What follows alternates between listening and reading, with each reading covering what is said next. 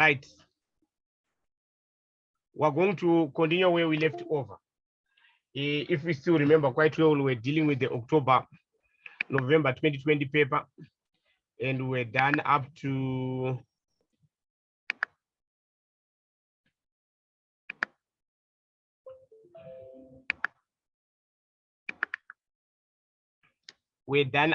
question 3. So we're supposed to move on to question 4.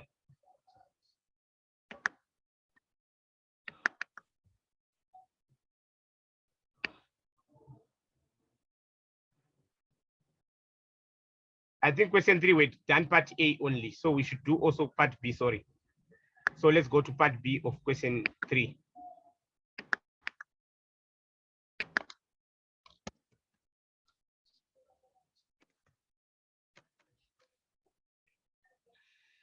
Right, on part B, we are told that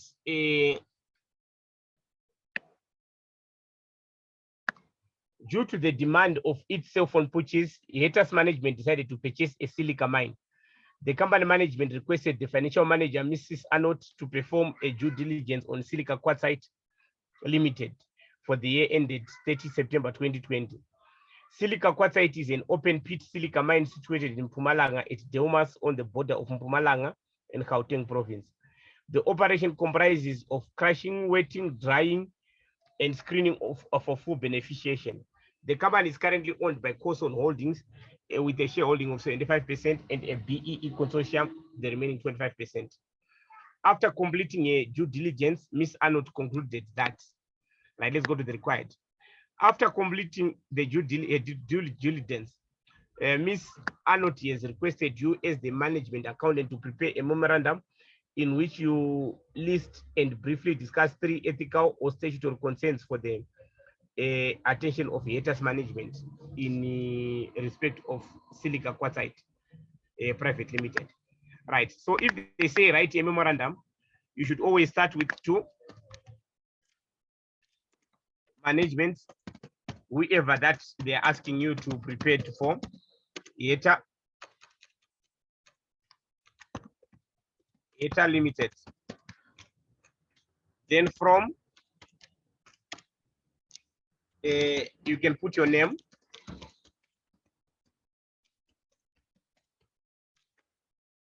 date, let's say it's 3 May 2023.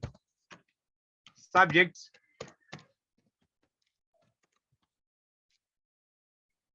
ethical and statutory concerns.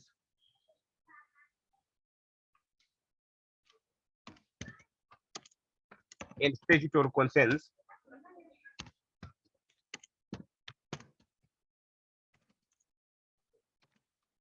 Regarding Silica Quartzite.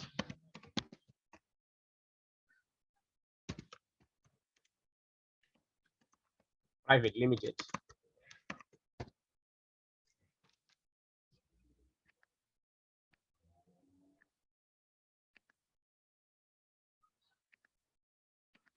You can maybe have an introductory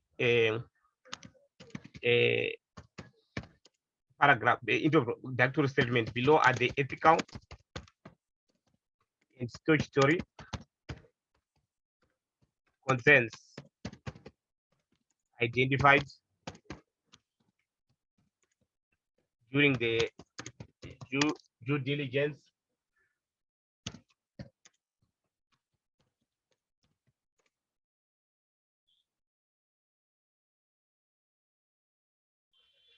performed on Silica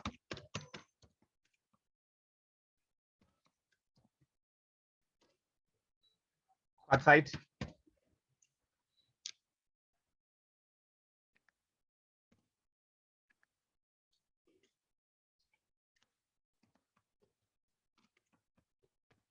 Limited.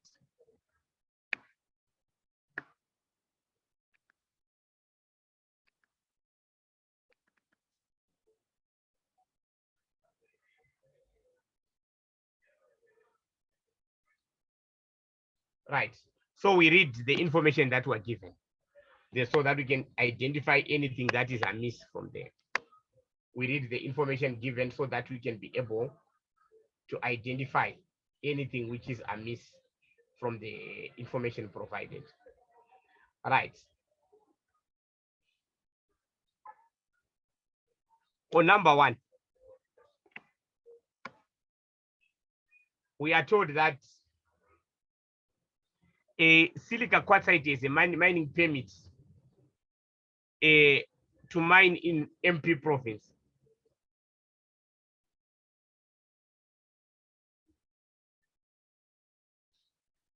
And the issued permit has already expired on the 15th of September 2020.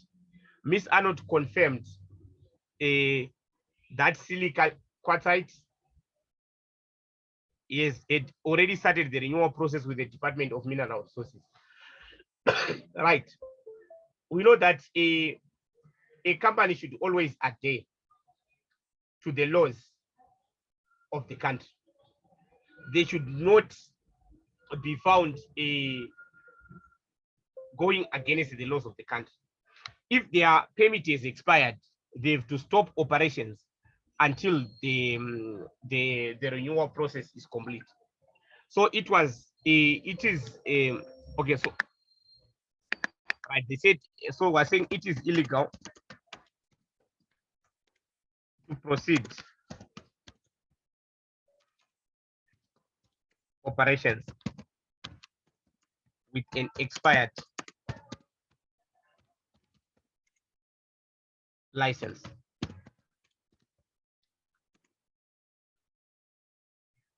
Operations they have been temporarily suspended.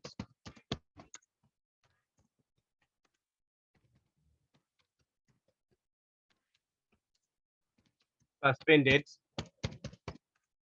until the approval is obtained or unless permitted by the authorities to continue operating whilst awaiting approval.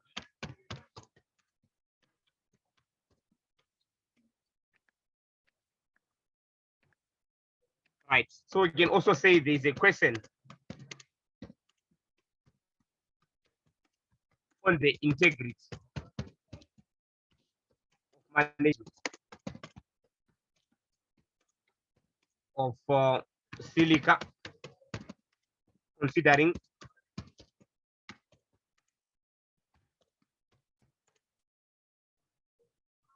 their breach of laws and regulations. So we might be dealing with people who find it easy, who don't even mind about breaking the laws of the country. So it might be very difficult to deal with such people and which can tarnish the image of the company. Right. Ms. Arnold also discovered that silica quartzite conducted the mining activities outside the boundaries of authorization, which is Mpumalanga province. Right. The company should only operate in authorized areas. But silica was operating beyond its licenses in MP, which can lead to fines and even forced closure.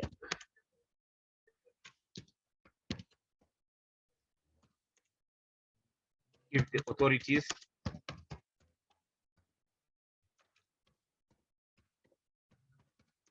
discover this illegal act. So you can be fined, and those fines can be deadly for your company, or they can sanction you they can maybe temporarily suspend you or even force you to close pending certain issues. So it is very bad for them to have been doing that. Right, the company did not do anything about the erosion. After years of rain, the mining pits grew larger and are threatening the land, including houses of the neighboring community of Delmas.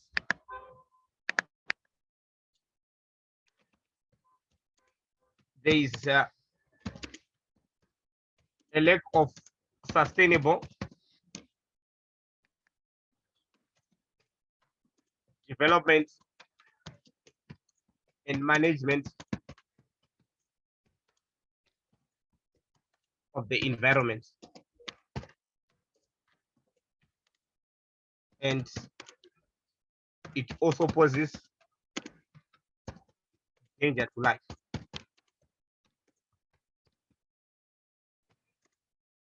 The company is failing to comply with environmental laws.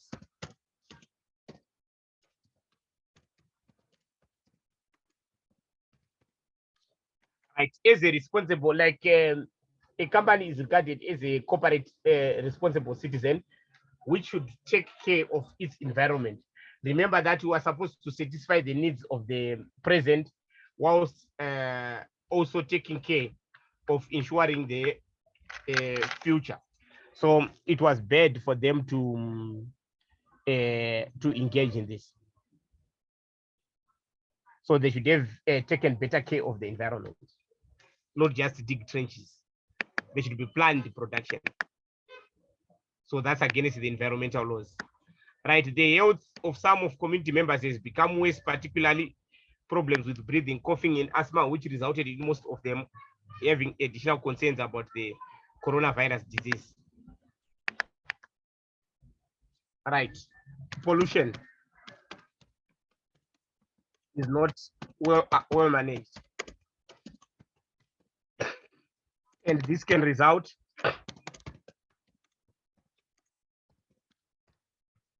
in class lawsuits, which can lead to huge fines.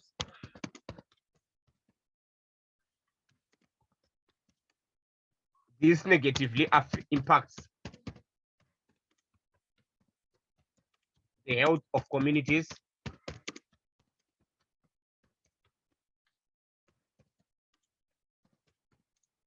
and may lead to death.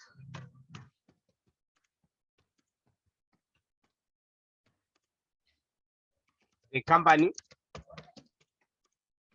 is not conscious of its responsibility towards the community from which they earn income.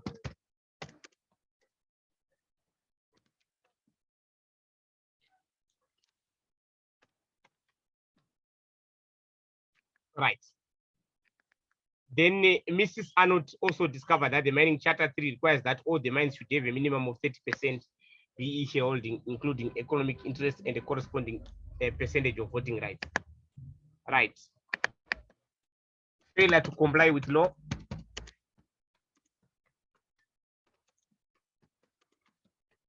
is only 25% shareholding belongs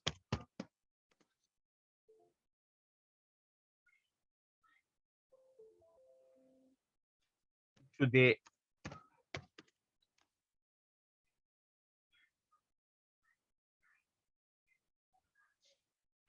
VE shareholding, which is less than the 30% threshold.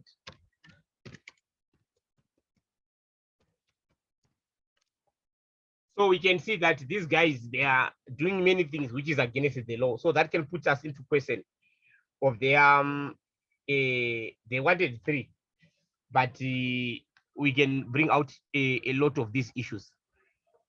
which bring into question the integrity, and association with such a company might even tarnish the image of our own company. So as we deal with them, we should be very careful.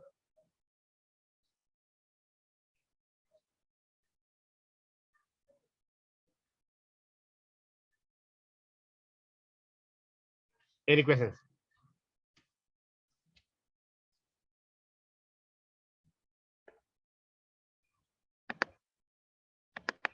If we don't have any questions, then we'll move on to question 4.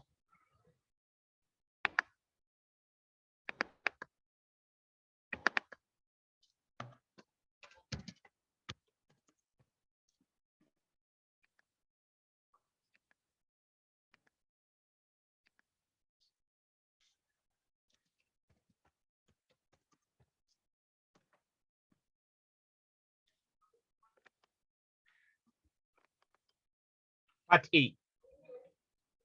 Kataza Private Limited is standard for a once-off contract to repair a portion of the railway line between Johannesburg and Soweto. The following cost estimates were used for the purpose of arriving at the tender price. Right, those are the cost estimates that we have. Kataza Limited tendered price at 2,820,000 by adding a markup of 20% on the above total estimated cost. The company has been informed that their tender for the railway project was unsuccessful. You have recently appointed as management accountant of the company. The management director is asked for your opinion as to whether the cost estimates on which the tender price was based were correct. You have reviewed the working file and have determined that this is what has been determined. The question is prepare a revised tender price calculation if the relevant costing principles were applied. And the company adds 20% markup on the total estimated cost. You should also provide reasons for the inclusion or exclusion of each item. Right.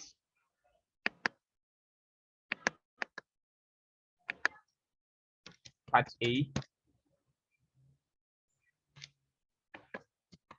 Calculation of revised tender price.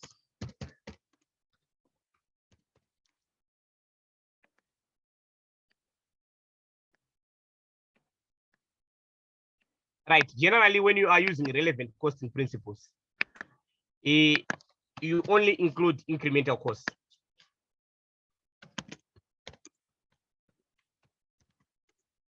Incremental costs.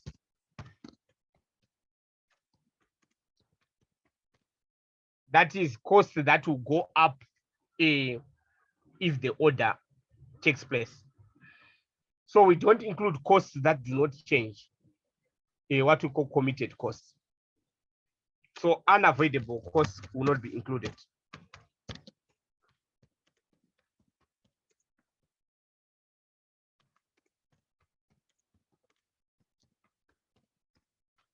Some costs are not included.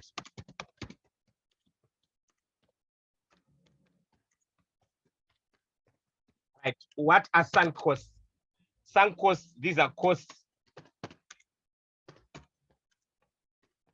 that have already been incurred. For example, let's say whilst you were negotiating the deal, last month you went for a meeting and you spent 200 rand. That is a sunk cost. It will not be changed by any decisions made in the future. Right. Opportunity costs are included.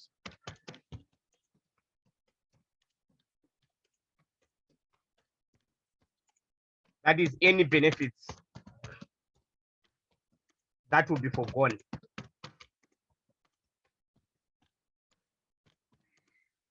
Due to the decision.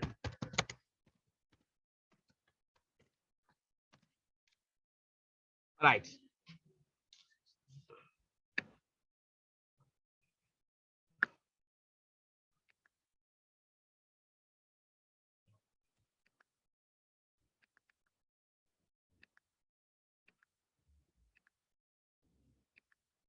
Right. So let's look at this. Sufficient steel was already in stock at the original cost of 500,000. Steel is regularly used by the company, and the steel for the railway project can currently be replaced at a cost of 260 to low commodity prices in the market. right, due to low commodity prices in the market. Now, if you check that steel, direct material steel, it's 700,000.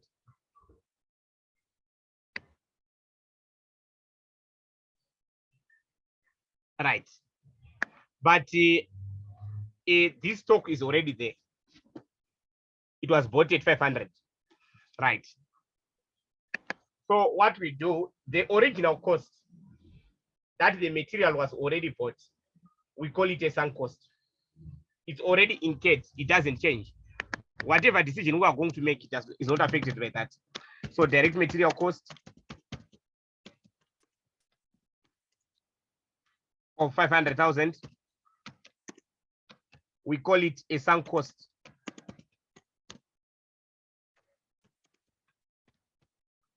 So that cost will be 0.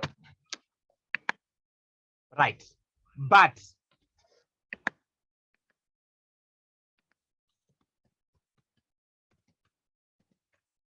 if materials are in regular use, we cost them at replacement cost. Why? If we say they are in regular use, that means we always use them. So whatever resources we are going to apply or use in this project, they will need to be replaced. So whenever you are using relevant costing principles, any material that is regular use, you always use its replacement price when you are costing it on the project. Right. If materials have no other use,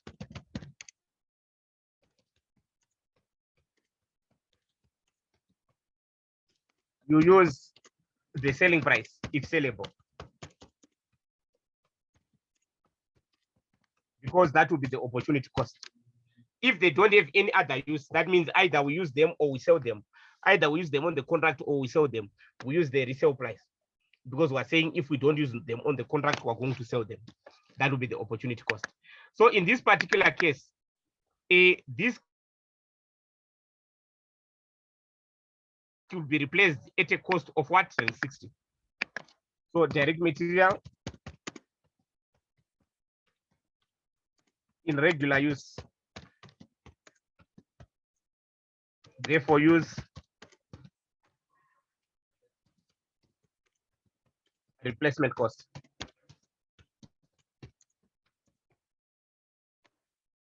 Which is 260,000.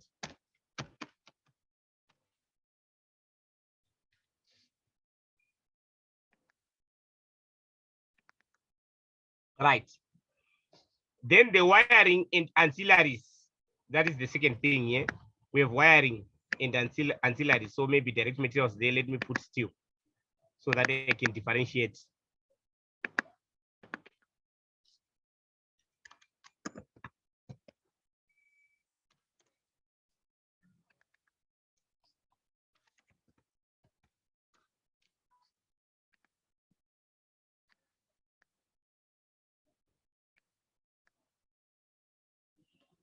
Right, let's hear the story about ancillaries and stuff like that. The wiring and ancillaries were already in stock for the previous job that was cancelled. The wiring and ancillaries have no other use and was to be scrapped at 20,000. Like these ones, they have no other use, so we use the selling price.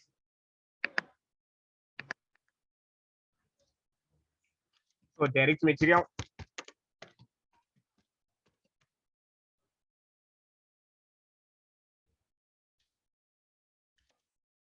wiring and ancillaries,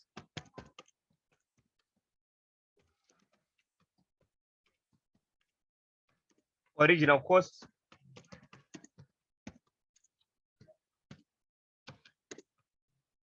that is sunk cost. We're saying we can't change anything about it. Right, so we'll include them.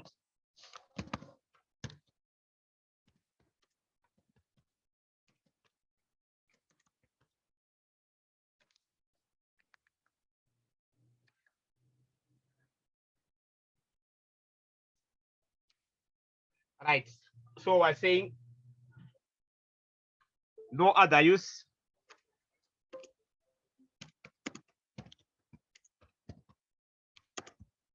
Therefore, you use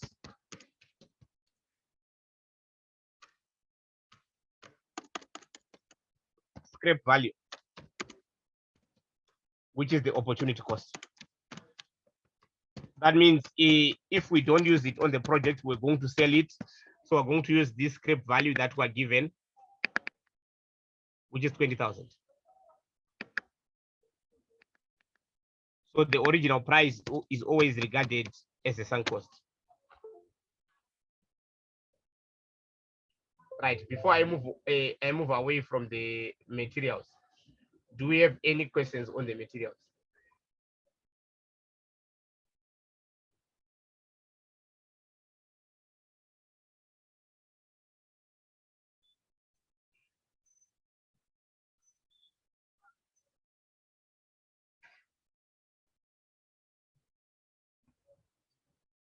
Right. So second.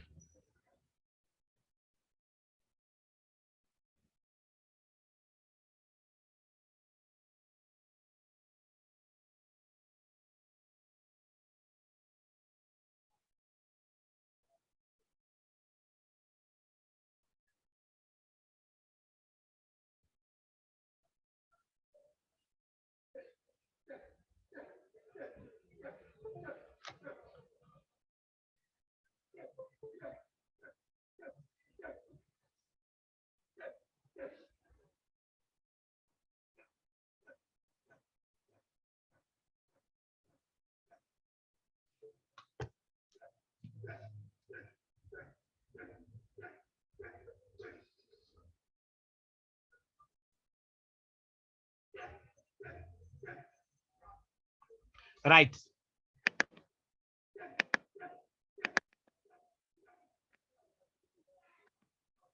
Then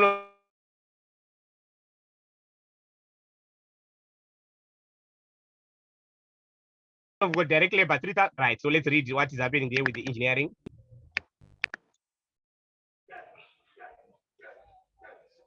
All right. Engineering hours were in short supply and currently earns a contribution of 10 rand per hour due to the due for the company. Right. So there are two things here. There's a short supply. So number one would include the cost, the incremental cost of the direct labor, which is a 450,000.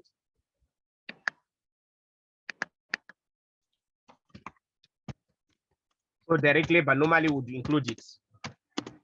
Direct labor because it will be incremental for the order, 300,000. But in addition, there is also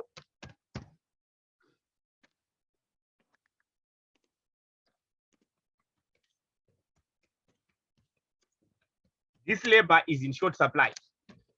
When they say it's in short supply, that means if we use these guys in this job, they will not do some other jobs that they could have done.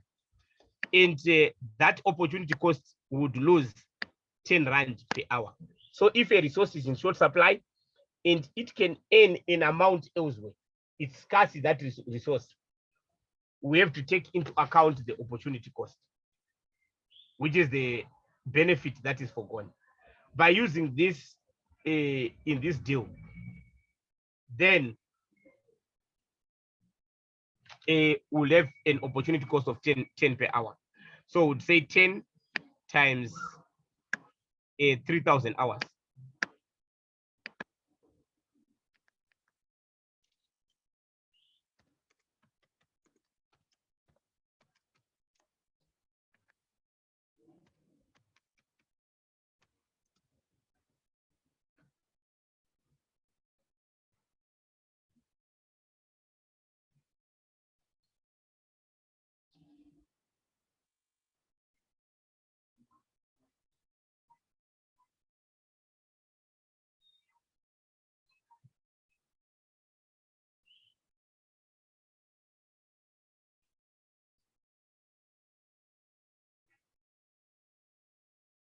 right?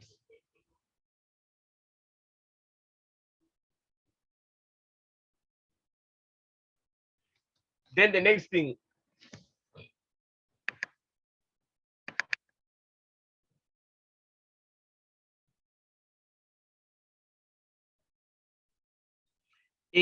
direct labor,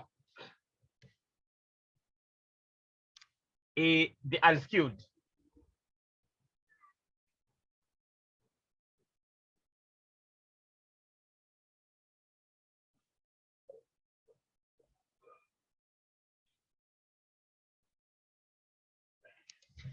Right, direct labor unskilled, 10,000.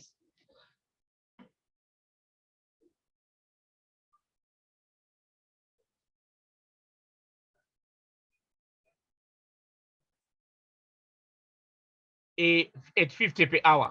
Let's go and read. Due to the recent cancellation of an order, the company expected to have 6,000 idle and unskilled workers available to work on the job. Any additional unskilled labor required is employed on a casual basis. Right. So they are expecting to have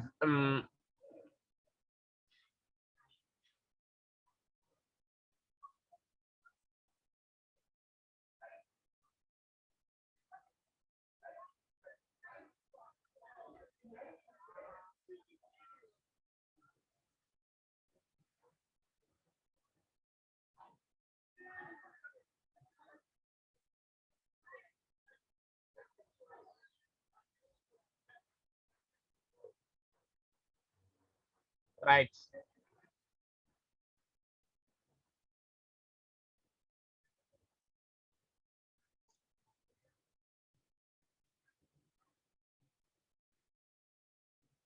Sorry, there's something that is happening with my system.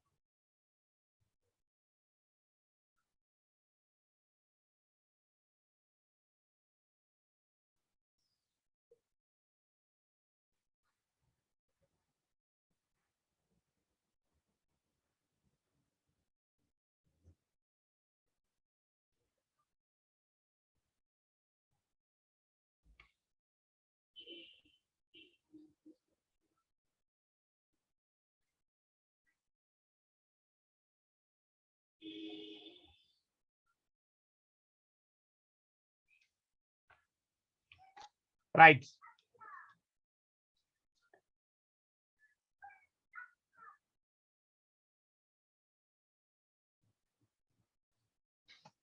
Due to the recent cancellation of the order, the company expects to have 6,000 idle, right? Unskilled hours. But here they want 10,000. So would you have direct labor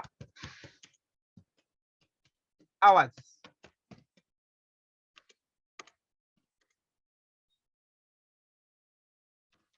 6,000 unskilled.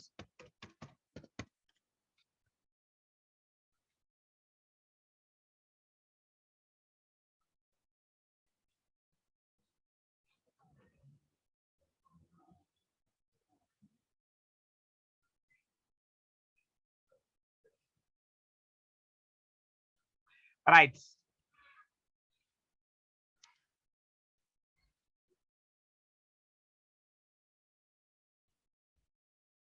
So we're saying these 6,000 unskilled, we're going to cost them at 0. Why? Because these ones are idle. That means they'll be doing nothing. If they were not used on this, we're just going to pay them. Then so that means there will be no cost. But now they need 10,000 hours. So the other 4,000 hours have to be hired through casual basis. So we're going to say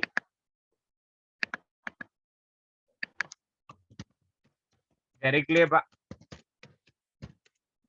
casuals would say 10,000 minus 6,000 times the rate per hour.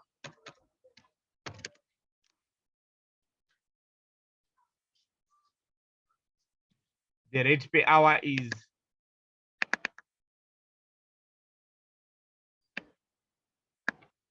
50. So only the 50. Because the other ones, that means they were just idle. They were still going to be paid without doing anything. So that would be a committed cost. Right. What do we get there?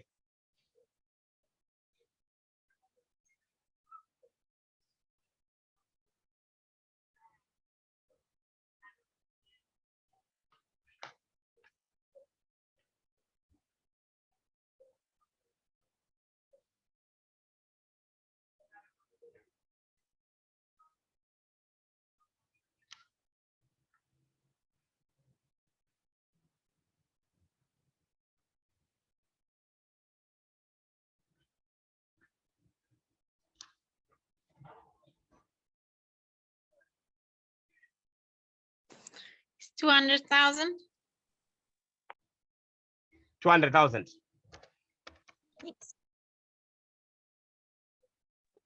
Yes. Okay, so that's fine.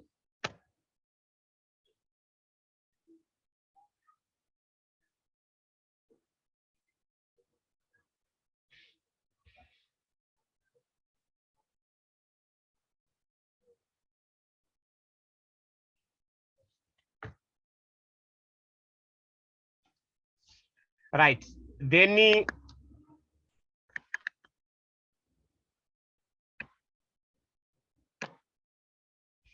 absorbed fixed overheads represent an allocation of the company's general fixed overheads. Right. Absorbed overheads, if they are general, we don't include them. Absorbed overheads, these are committed costs.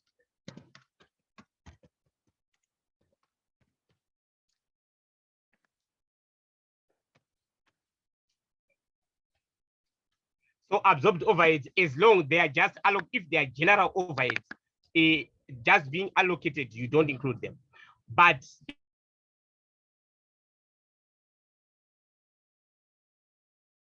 if they are specific fixed overhead order, you include them. Right, like here, okay, number 6, they are there.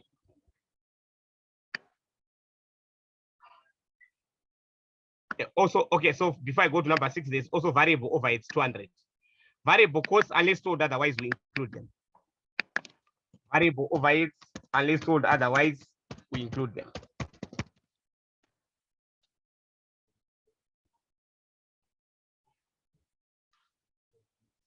$200,000. Right, then we've got specific fixed costs.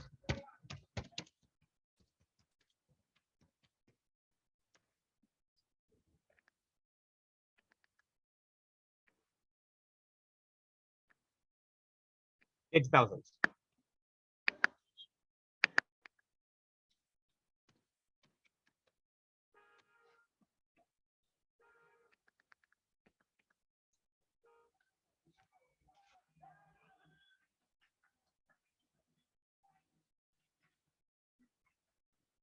Right.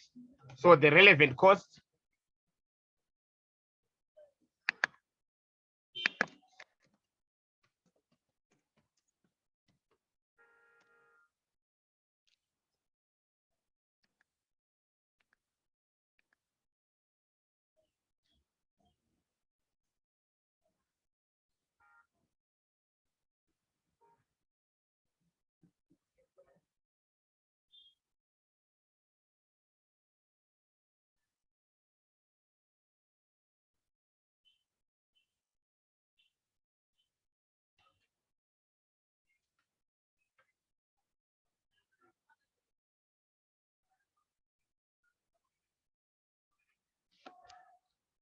right.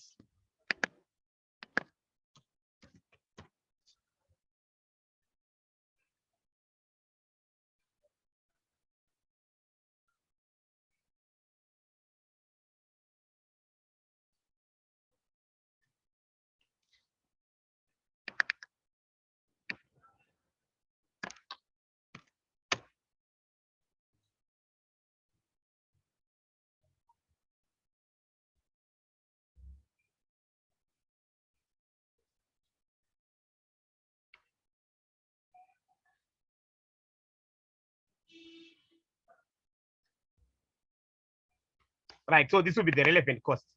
So what did they say here? They said prepare revised standard price calculating the relevant cost to apply it, and the carbon is 25% to the total estimated cost.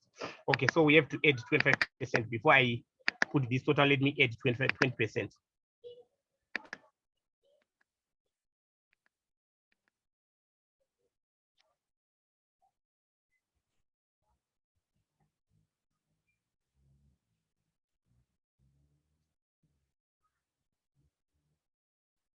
So would say profit 20%.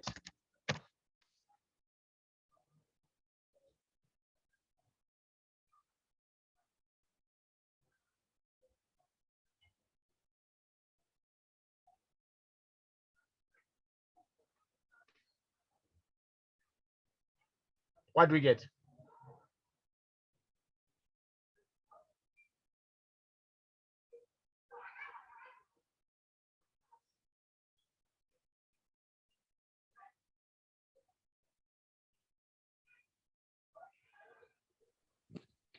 It's 208,000. 208,000.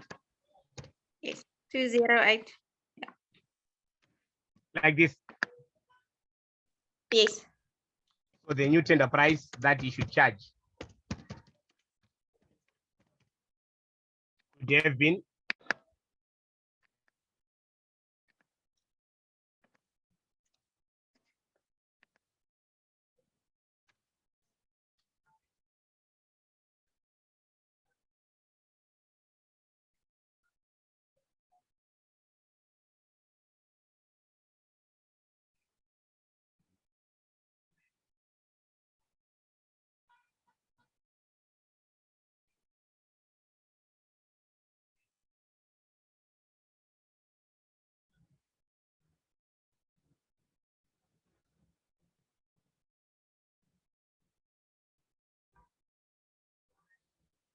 right.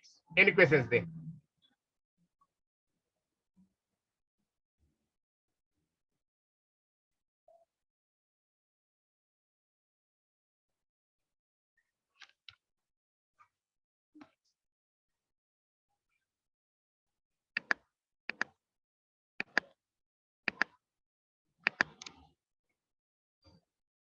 Right.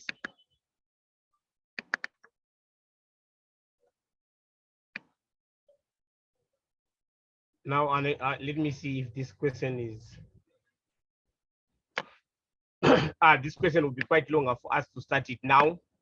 What I will do is we'll continue with this question, I think Saturday or Sunday, because I understand that you are writing on Monday. So I'm going to do a longer session Saturday or Sunday. I will inform you by Friday.